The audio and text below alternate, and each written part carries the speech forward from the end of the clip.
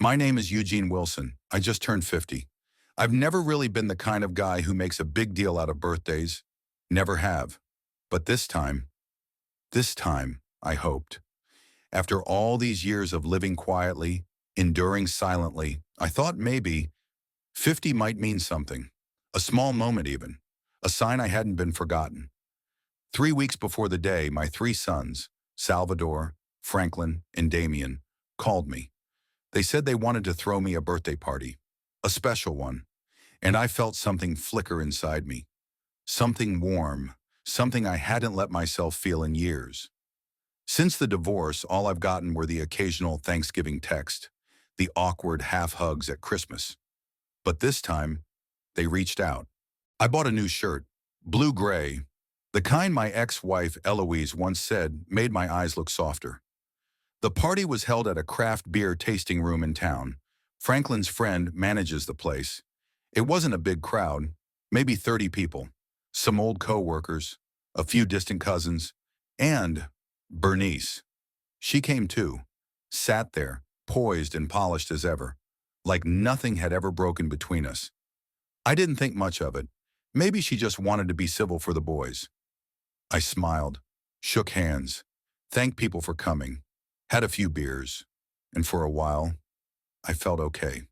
Like I belonged again, if only for a night. Then, around 8 p.m., Salvador tapped his glass. Now for the most special part of the evening, a gift for Dad. The lights dimmed. A projector screen rolled down. I thought it might be old photos, maybe some goofy memories from when the boys were little, things I used to treasure. But no, the title hit the screen in big, bold letters, Eugene Wilson, A Life of Failure. Laughter rippled through the room. They thought it was a joke, some roast-style gag. It wasn't. What followed 16 straight minutes was a nightmare, playing in full color. Bernice narrated it, her voice steady, casual, like she was telling stories over brunch. She talked about my failures as a husband, as a father, as a man. She brought up things I'd forgotten, things I tried so hard to forget. The time I botched the deck repair, the time I bought Damien the wrong shoe size, the time I said no to a video game Franklin wanted. She even talked about how I couldn't satisfy her in bed. And the room laughed. People I once called family, they laughed. At the end of the video, my three sons stood shoulder to shoulder and announced they were changing their last names. From Wilson, my name, to Garza, their mother's maiden name. I didn't cry. I didn't yell. I didn't throw my beer glass. I stood up, looked each of them in the eyes and said calm and steady, "Thank you for the party." Then I walked out, alone, into the night, without looking back. I don't remember exactly how far I drove after I left that party. All I recall is a stretch of highway, headlights on high beam, cold wind smacking the windshield, and inside me a strange kind of emptiness. Not grief, not rage, just stillness, like something had died, or maybe something had finally woken up. I got home a little before midnight. Same small, quiet house, same creaky front steps, same wedding photo of me and Bernice hanging in the hallway, untouched for years. But that night I walked right up to it, took it down, slid it into a drawer. Not out of anger, but because it was time. Time to close the chapter. For good. Next morning, 6 a.m., my phone started ringing. Salvador, I let it ring out. Then Franklin, then Damien, then Bernice. I muted it, but I didn't turn it off. I wanted to hear what they'd try to say. First text came from Salvador. "Dad, I'm sorry if the video came off too harsh. It was just a joke. You've always been too serious. That's why it's hard to connect with you." Franklin was more blunt. "I don't get why you walked out like that. You know that was our way of trying to help you see what needs to change. 'Cause we sure weren't gonna wait for you to figure it out on your own." Damien, the quiet one, just said, "You're not mad, right?" And Bernice, the woman who once meant everything to me, she sent a long, winding message. Half apology, half accusation. "The kids just want you to be better. You've always avoided emotion, lived like a ghost. They need a role model, not a joyless man with the title of father." I read them all, said nothing. Later that day, Vic, an old friend, dropped by. We sat out on the porch, two cold beers between us, evening breeze brushing past like it knew something was different. He chuckled, slapped a hand on my shoulder. Eugene, your own flesh and blood turned on you? If it were me, I'd cut every single one of them off. Don't be the fool who keeps wiring money to people who laugh in your face. I just nodded, didn't say a word. But inside, something stirred. Something I hadn't felt in years. I didn't want to be the man they pitied anymore. I didn't want to be the joke. That night I opened my laptop, a device I rarely touched, logged into the bank, started scrolling. $1,200 a month to Salvador for rent. $8,000 to Franklin over the last 2 years, all marked urgent expenses. Damien's tuition for this semester, paid in full 2 weeks ago. I printed every statement, line by line. Then for the first time in years, I did something I used to be afraid of. I shut it all off. Every payment, gone. No warning, no explanation. I cut the cords one by one, like ropes that had kept me tied to a past that no longer deserved me. And that night, I slept. Not restlessly, not half awake. I slept a full night, dreamless, like a man who'd finally taken his name back. 3 days after I cut off all financial support, my phone started blowing up like an overheated furnace. First came a text from Salvador. Dad, the bank just flagged a missed rent payment. Did you forget to send it this month? I read it, didn't reply. Then Franklin called. 1 a.m. His voice was slurred, heavy with booze. Dad, I've got an emergency. I lost a bet, but it's nothing major. Just a couple grand. You've always had my back before, right? Still, I said nothing. Next morning, Damien texted a screenshot of his tuition bill, marked overdue, registration blocked. His message? What kind of lesson are you trying to teach me here? I stared at my screen and laughed. What kind of lesson? A lesson in consequences. A lesson in respect. A lesson in what happens when you kick the man who carried you your whole damn life. I called the bank, confirmed that every scheduled payment under my name had been canceled. Then I called my lawyer, had a few key documents updated, and finally, I set a dinner date. I sent a single message to all 3 of my sons and Bernice.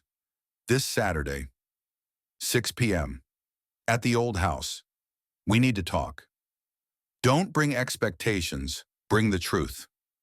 I knew they'd come, not because they missed their father, but because they missed the wallet. And me? I'm not the wallet anymore. Saturday, 6 p.m. I stood in the kitchen of the house that used to be the heart of my family.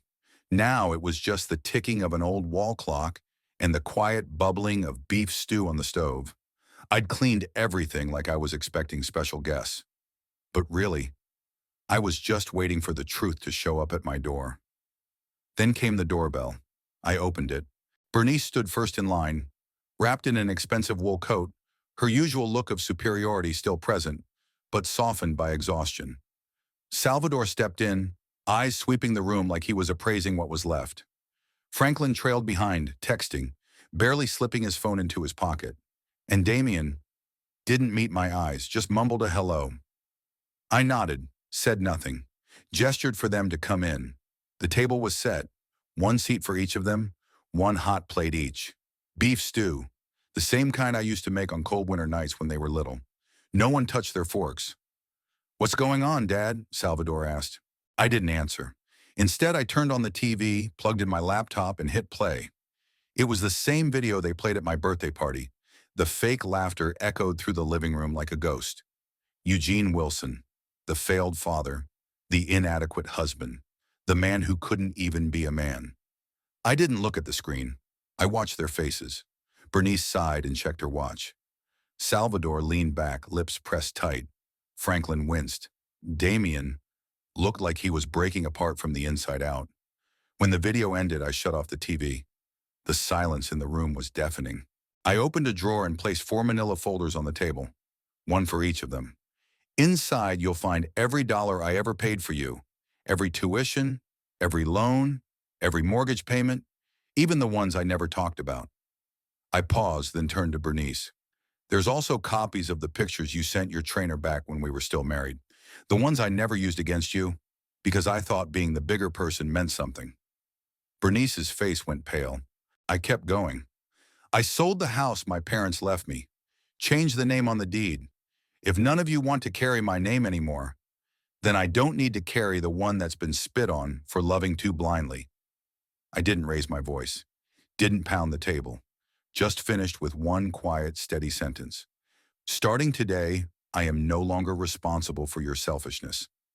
After I got up and walked out, leaving them and a full, untouched dinner behind, I didn't look back. I wandered the neighborhood for hours, the same streets where my kids used to laugh on their bikes, where Bernice and I once rode side by side before betrayal ever had a name. By the time I returned home, it was almost 10 p.m. The house was silent, empty. On the table, a single torn piece of paper sat waiting. We're disappointed in you. Hope you come to your senses soon. Salvador, Franklin, Damien, with Bernice's sloppy signature scribbled in the corner. I smiled, not a bitter smile, just tired, and finally at peace. The next morning, my phone lit up like a siren. Texts, calls, voicemails. Salvador said Erica was freaking out because the bank had sent a foreclosure warning. Franklin left frantic voice notes, swinging from blame to begging, then straight into threats. Damien, the only one who sent a single line. I'm sorry. Would you give me a chance to talk? Bernice? She launched her usual PR campaign, calling mutual friends, spinning tales about how I was mentally unstable and needed help, while painting the kids as just worried and acting out. Then Monday came. An email popped up from Malia, Franklin's fiancée. Subject line, "Thank you for giving me the truth." Attached were screenshots of Franklin using her credit card behind her back and the desperate texts he'd sent me for gambling money, ones I had anonymously forwarded to her from a new burner email. She called off the engagement. Franklin crashed at a friend's place now, drunk most nights. Salvador got kicked out by Erica when she found out he'd been hiding debt from her for 3 years. Damien, poor kid, got suspended from school for non-payment, and even went as far as emailing my boss in hopes of getting me fired. But I laughed, because my boss? He's the man who watched me raise those boys alone for 15 years. That night I sat by myself on the old couch, a glass of whiskey in hand, the warm yellow glow from the living room dim and steady. I thought about Eugene Wilson, the man they once called a failure. Then I looked in the mirror and saw a father who refused to be the foundation for selfish lives anymore. A man no longer afraid of loneliness because he had finally found himself again. Something irreversible happens the moment you rise after a lifetime of bowing down. When I signed the paperwork to legally change my last name, I didn't just give up a name. I let go of the man I used to be. My new name, Eugene Ramirez, the maiden name of my mother. A woman I never once saw cry, not when my father died, not when the whole neighborhood went under during the floods. I took her name because now I know. Strength isn't in a man's title. It's in the courage to stand alone when you must. They haven't stopped trying. Salvador sent me a letter, 3 pages long. The first half was an apology. The second, a request for me to co-sign his new loan application. Franklin threatened to sue me, claiming I was interfering with his personal life. And Bernice?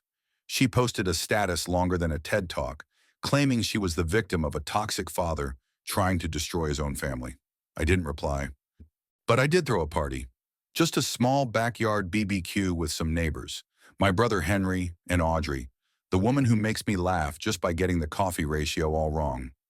We clinked our glasses and I said, for the first time in 30 years, I feel free. I don't know if I'll ever speak to my sons again. And no, I don't hate them. I don't have the energy to hate anymore. What I do know is this. I'll never again be anyone's doormat, not for the sake of being a father, not as a husband, not under any label that asks me to disappear. I am Eugene Ramirez. I'm 51 years old. I live in a small house with a white picket fence and a plan to visit Yellowstone next month. And I just started writing my first book. Failure is not the final word. If you've ever been called a failure, just remember, the ending is yours to write. No one else gets to hold the pen. Thank you for listening to my story. If it struck a chord in you, leave a comment, share it with someone who needs a wake-up call, and hit subscribe so you don't miss the next journey. It might just be yours.